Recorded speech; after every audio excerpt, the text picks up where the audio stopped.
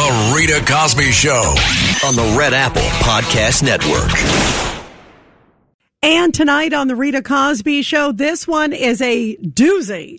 And boy, I didn't see this one coming. Tim Walz gives a crazy answer to the fact that the Trump administration deported an illegal migrant who was convicted of raping a 10-year-old girl. He had pardoned, first off, Tim Walz.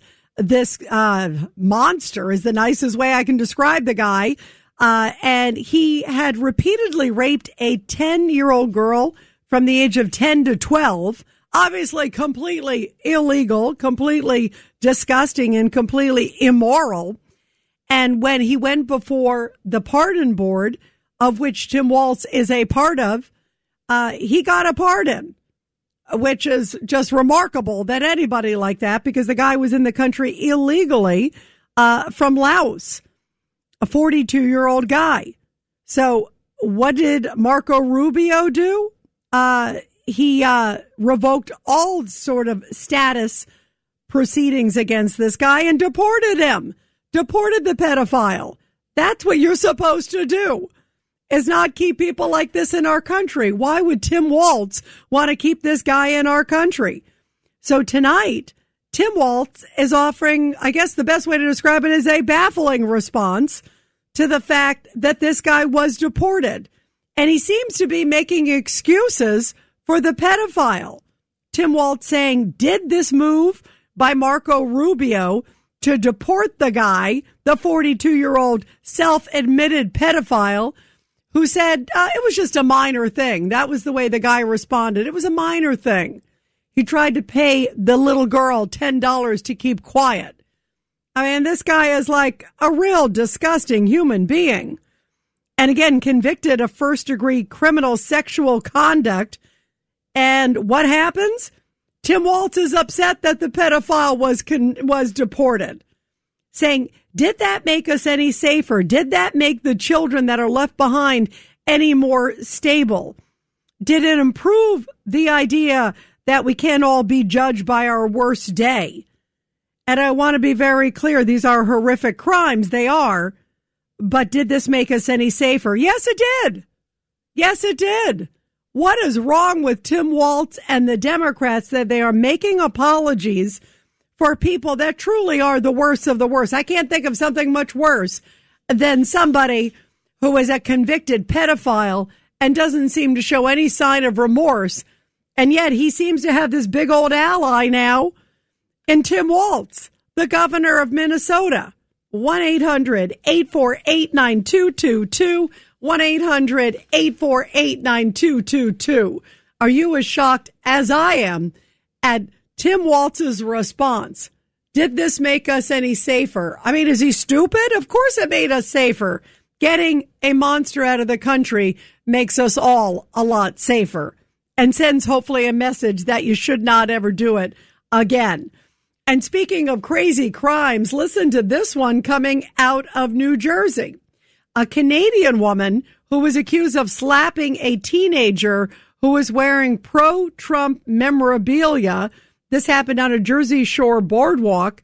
Turns out she was in the country illegally. The 33-year-old Caitlin Tracy, and she's been at the Delaney Hall Detention Center in Newark. Remember where all those protests have been taking place. Turns out, according to the Department of Homeland Security, she overstayed her visa by nearly 2 years after coming to the United States in April 2024. Now, she was busted after allegedly confronting a group of 4 teenagers, including a 16-year-old girl with patriotic-colored MAGA sweatpants at a Port Pleasant Beach boardwalk on 4th of July weekend. She allegedly slapped the girl across her face and body, according to police.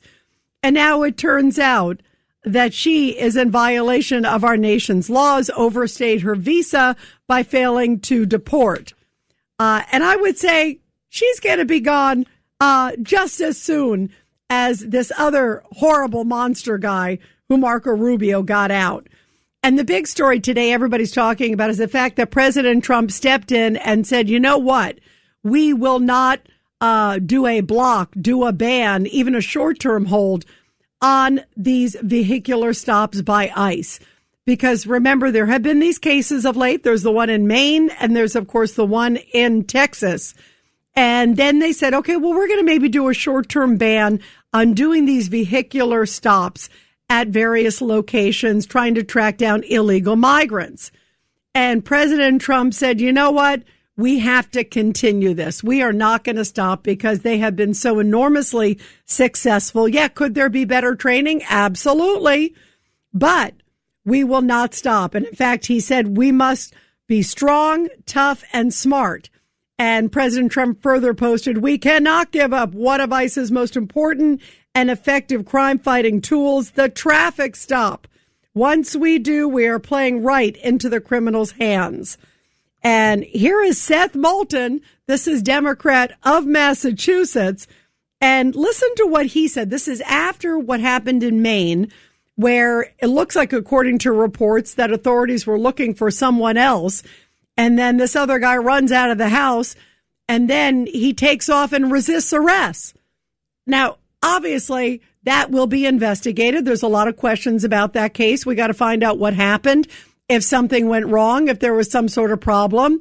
But the bottom line is you shouldn't evade arrest. If law enforcement is running after you, and apparently that guy was here legally, the one who was shot at by authorities, and very sad what happened, but you don't run away. Law enforcement saw a guy running away, gets in his vehicle and evades arrest. Here's a pointer. Don't evade arrest. Talk to them and say, here's my papers. I am here legally. I'm not doing anything wrong. And they would send you on your merry way. So there's a lot of questions here tonight. And there's certainly a lot of fans being flamed big time. And that's by the Democrats. And there's so many of them. They are still continuing. Anytime there's a shooting involving ICE, they don't even care who's right or wrong. It's ICE is bad. ICE is terrible. And this all goes with this whole Democratic Socialists of America mantra, of which they released some of it today, their big platform today. And it's downright scary. If you look at it, it's really scary if you look at it. But here is Congressman Seth Moulton, Democrat of Massachusetts. And right after that incident that I told you about that happened in Maine, he came right out and said, we got to fight. Certainly churning up emotions. Listen to the congressman. If you don't think this is up, you don't know what it means to be an American. And every one of us should be angry right now in this moment and willing to stand up for our values, the values that have always made this country great. And anyone who's just letting these MAGA autocrats get away with this needs to fight or get out of the way. It's time for us to stop this. So if you're on your way to Maine right now, thank you. If you're standing up and fighting in your community, thank you. If you're doing everything you can to protect our values, thank you. But if you're someone who can do more, then we need to do more. We need to do more right now because lives are on the line. Lives are getting lost. Because what? He used his Prius as a weapon at 2.5 miles an hour? That's just an excuse to shoot somebody. That's what's going on. These thugs want an excuse to shoot someone like they're patrolling the Warsaw Ghetto in 1941. That's and it needs to stop. And here is also a little bit more. This is Tom Homan. Take a listen at Tom Homan. He talked about the ICE shootings, and he said, yeah, it is definitely Democrats that are fueling the flames. Flag to a spouse or a child.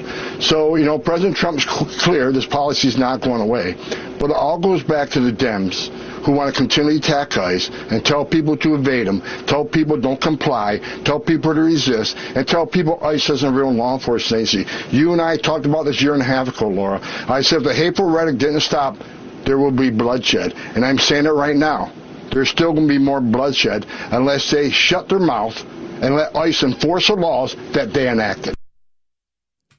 So this is obviously a sign of the churning of the flames.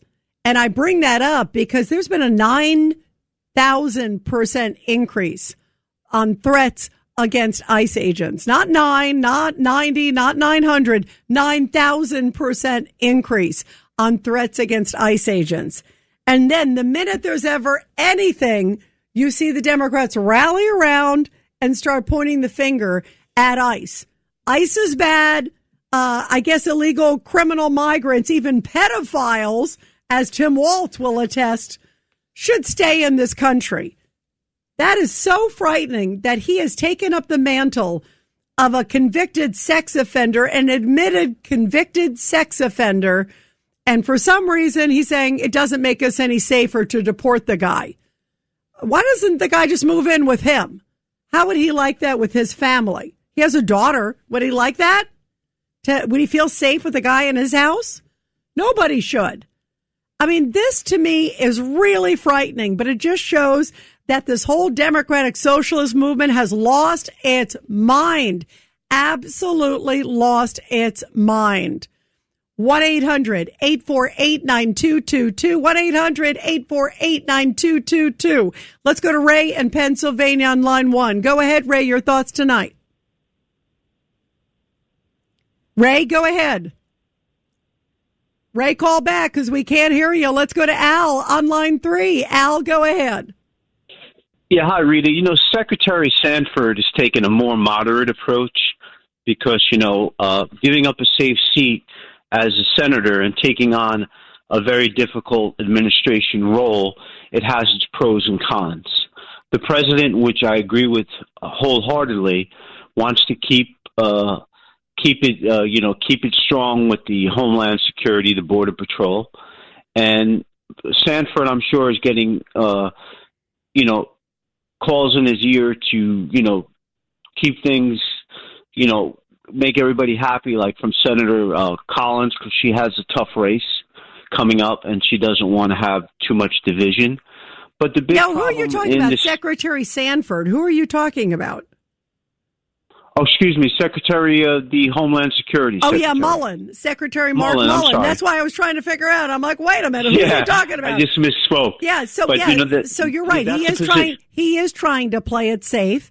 And yet President Trump also understands that you can't give an inch with these people. He understands the politics of it. Right, Al? That's right. Yeah, that's 100% right. And the problem with Maine, if you look at the nationwide, they have a huge drug problem. A lot of these cities in Maine, like Bangor, you have a lot of people walking around these cities like zombies. They're high on meth, and they're really out of control. It's having a big problem in the state. So I agree with the president. You have to be proactive and keep it strong with the Border Patrol and Homeland Security.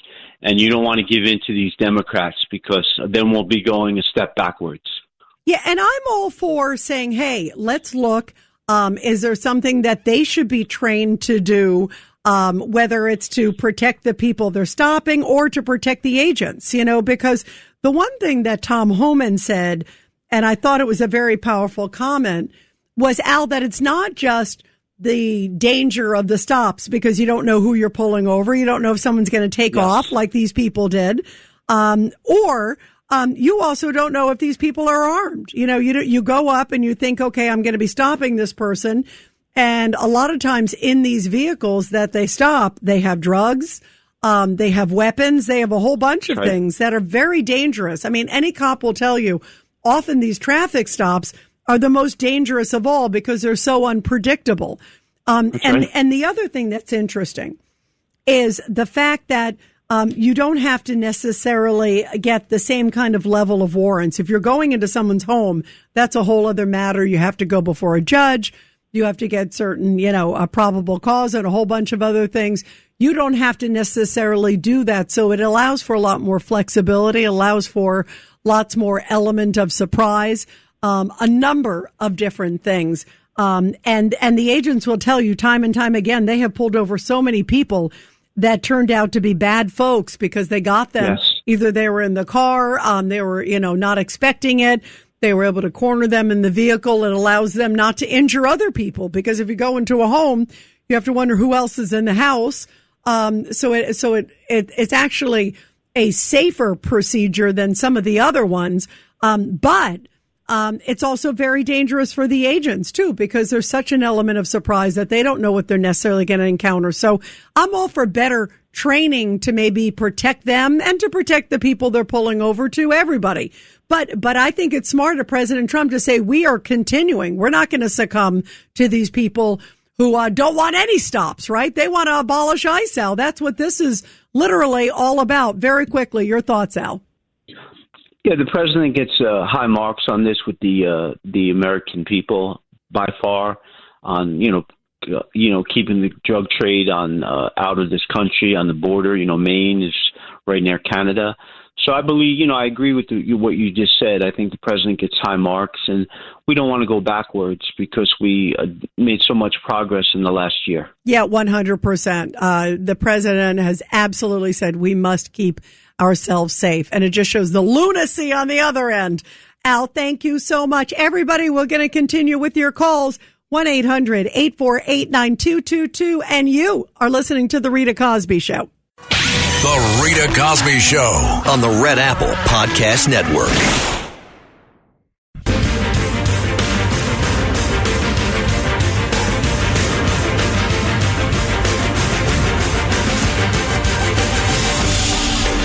It's the Rita Cosby Show. And let's continue with your calls. Let's go to Larry in Brooklyn on line 1. Go ahead, Larry, your thoughts. Yeah, Rita, I want to address both issues. I have time. But as far as Tim Walz goes, I had called the Frank Morano show a couple of years ago, and I had said that Tim Walz is a child molester because he wears a perpetual frown on his face. Oh, my God, Larry. Larry, what are you smoking tonight? But go ahead.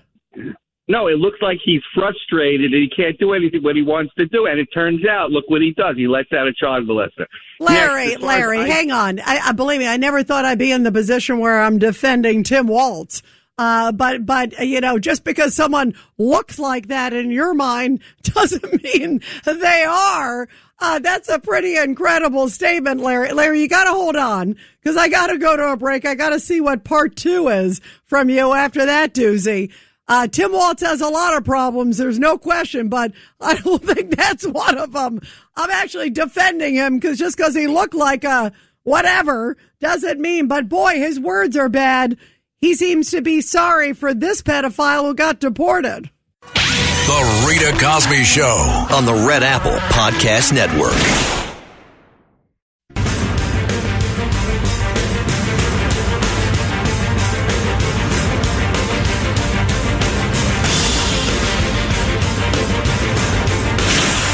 Rita Cosby is on. The Rita Cosby Show presents Back the Blue. And this Back the Blue segment coming from Southfield, Michigan, where police showed what it took to save 2 adults and 2 young children after their vehicle left the roadway in a single family crash, and it ended a single car crash and ended up in a steep embankment. Now, in the vehicle was a 39-year-old female. She was accompanied by her husband, 63 years old, who was the front seat passenger, and their 2 children, a 4-year-old boy and a 2-year-old girl, who were seated in the rear of the vehicle. Now, Southfield police were alerted about the crash after the brother of one of the passengers got a call after the accident and directed authorities to the site. The brother used a shared app to locate the crash site, and when he got on scene, he located the vehicle and he called 911.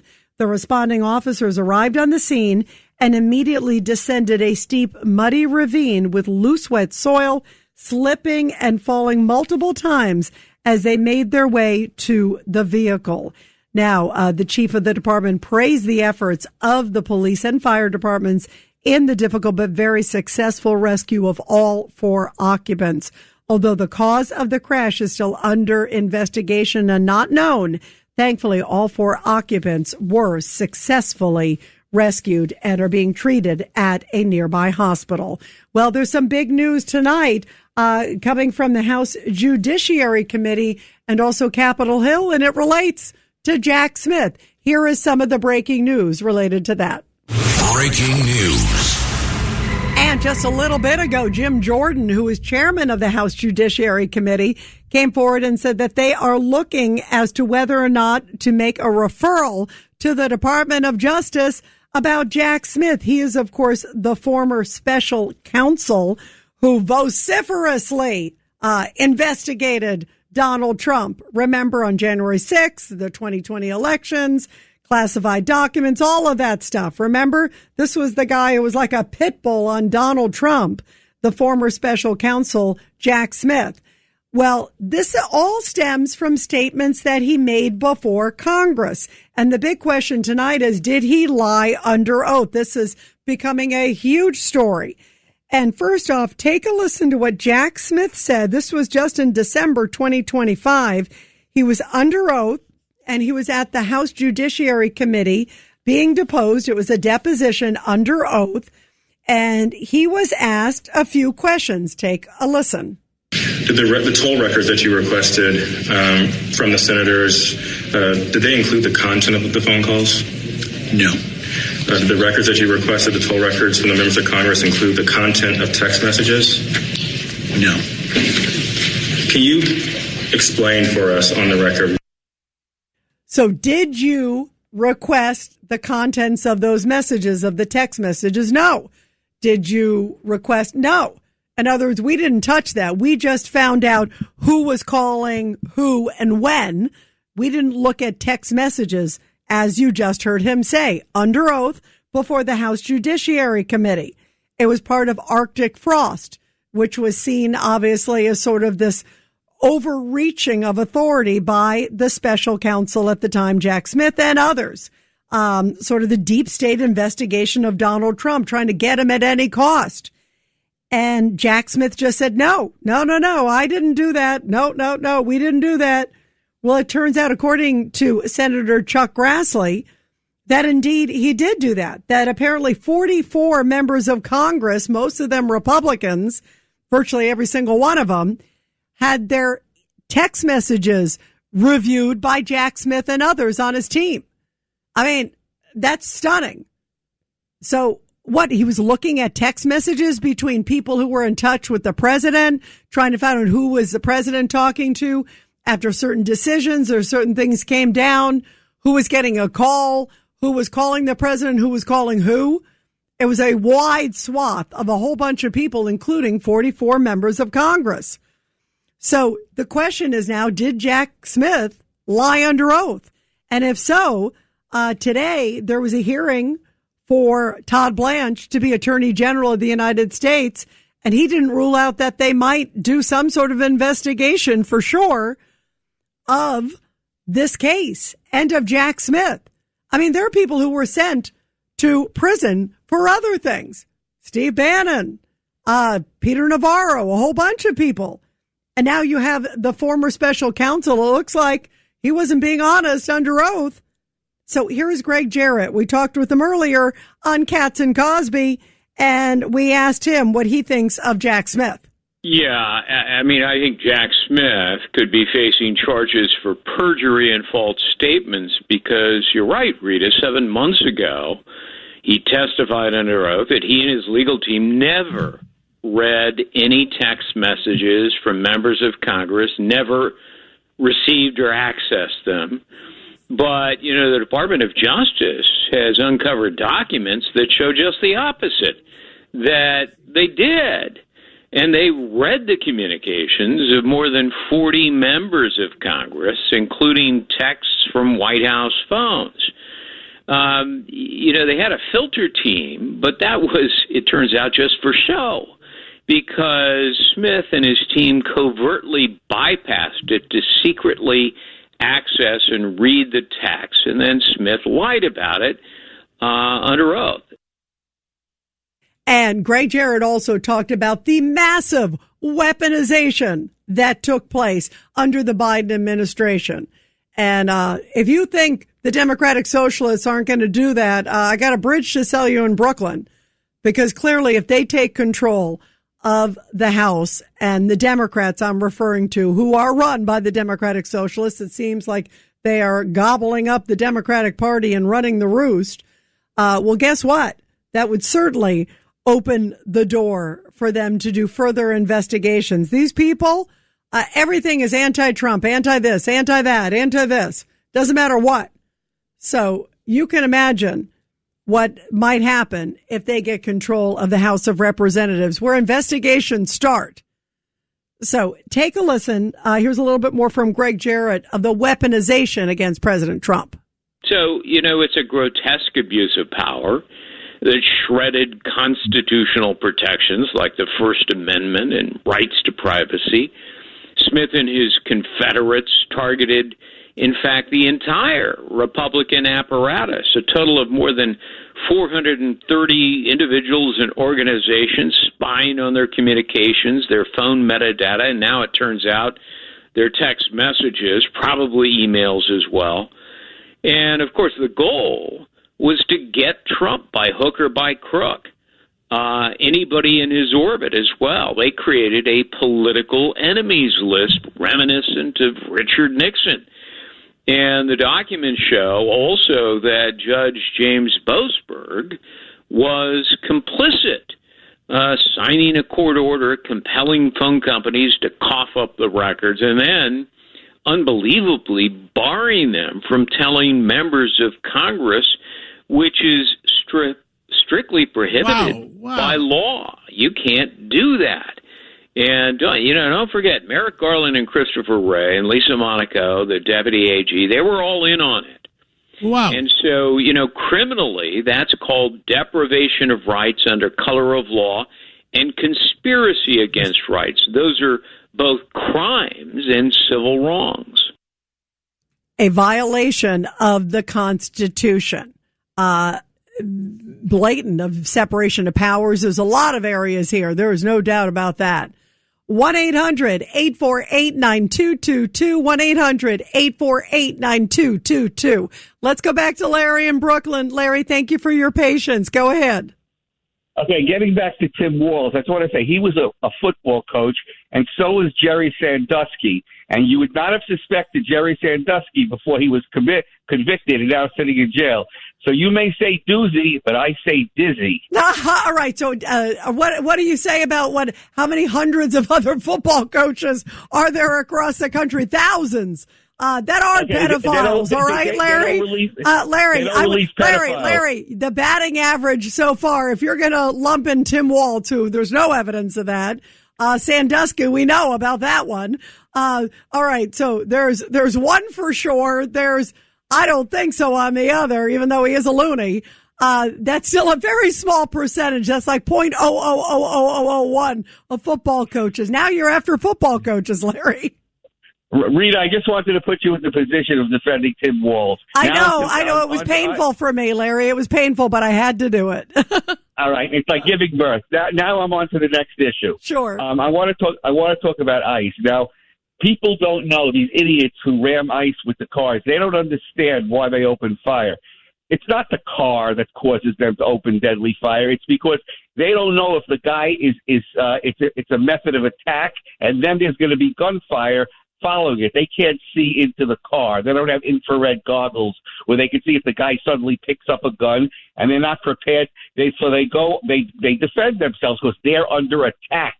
It's like in a warfare situation. Now, if you want to make an analogous comparison to the Ashley Babbitt shooting, where Michael Byrd was cleared, she was not attacking anybody. She was unarmed. Okay, all she did, she wasn't even inside. She just stuck her head through, and she was shot at point blank range. And the Democrats don't say anything about that. And that should be reopened and reinvestigated, because under this Justice Department, and Todd Blanche should take the lead, because Rudy Giuliani said that was murder. Okay, and but you can't just depend on the Biden's Justice Department to do justice, and they need to reopen the case. By the way, Larry, I agree with you on the Ashley Babbitt, and in fact, the guy, the cop, had a history, remember, of kind of being fast and loose with guns, and he got a promotion. Remember, they kind of took him away. He definitely wasn't punished. He actually got a promotion. Yeah. Which was shocking. So I agree. There's some questions there. But here's the other thing. You went back to the vehicle with the ICE stuff. the vehicle is a deadly weapon, because if somebody is like stepping on the gas and you've got an ICE agent, like, up to the vehicle or in front of the vehicle, God forbid, it could easily kill somebody. Easily. So there's twofold. But that could happen. No, I agree. Yeah. That's not in this case, but they feared that the person was taking off, and they feared, and the person who they thought they were getting in the main case, was actually a very bad person who they thought they were getting. My contention in the main case is, look, it's horrible, what happened. You hate to see anybody lose their life. There's no doubt about it, Larry. But on the other hand, you don't flee, because that guy, apparently the person who was killed, apparently was a lawful citizen, had work papers, was there appropriately in the country. And so why was he fleeing authorities? Especially if they're looking for a bad person, he flees. The message is, again, and it doesn't mean somebody deserves to be killed, but you don't flee law enforcement. If law enforcement stops you, you say, how can I help you, sir or madam? Oh, here's my paperwork. Oh, here's this. Here's that. Oh, yes, I'm here legally. Oh, okay. Well, they would have done a check and seen, okay, we can clear this person. Now let's focus on this other. But if you're suddenly taking off, it's obviously, I don't understand why people think they can take off and drive sometimes in the direction of law enforcement.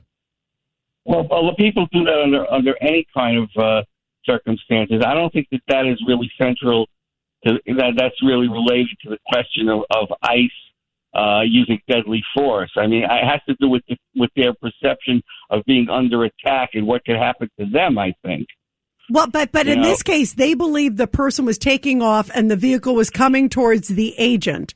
So, and they thought they had the right guy. They did not think it was a different guy, and the other person was speeding off, heading towards them, and the agent was trying to stop them. What I'm saying is, obviously all these cases need to be investigated. There's no doubt, but you shouldn't be taking off. If you're not doing anything wrong, and if you are doing something wrong, you still don't take off. I mean, it's like, how does that send a positive message to law enforcement? What it says is they might have the right guy who's speeding away, who had a horrible criminal history. Yeah, but if you take off and you're not, and no law enforcement is a direct line of fire, they're not allowed to use deadly force, whether it's shooting, using a car, anything. People were convicted of that. No, you're right. You're right. The question is, what was in the mind of law enforcement? Were they close? Was there a chance that that individual was a threat to them or to others? I'd also like to know a little bit more about this person who they thought they were getting, and also how close they were in proximity. We've seen some of the video. And of course, all of this is definitely going to be investigated. There's no doubt about it. Larry, still a lot of questions in that case, but you don't still speed off. If somebody is trying to stop you, you know that law enforcement is trying to stop you. The key is you stop and say, officer, you have the wrong person. Everything's fine. Okay, go on your merry way. So, I mean, I'm not, again, it doesn't justify what may have happened. We don't know. That's under investigation. But a good pointer is to not speed off. 1-800-848-9222, 1-800-848-9222. And everybody, you are listening to The Rita Cosby Show. The Rita Cosby Show on the Red Apple Podcast Network.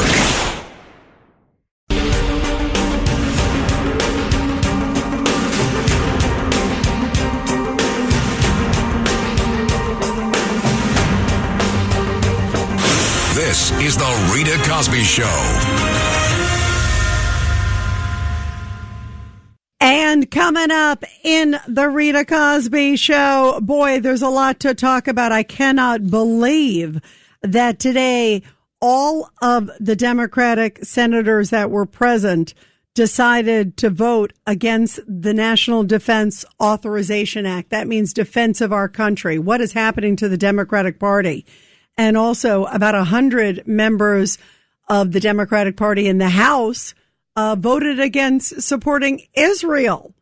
I mean, this is shocking. The first one was to even have a debate about it. They didn't even want to have a debate on the first one.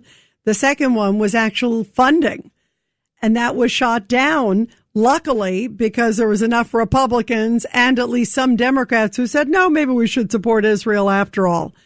But is this a sign of the times of where the Democratic socialists who are taking over the Democratic Party are guiding this party to a very destructive anti-Israel, anti-American view? I never thought I'd ever see that. I mean, I've covered Washington a long time.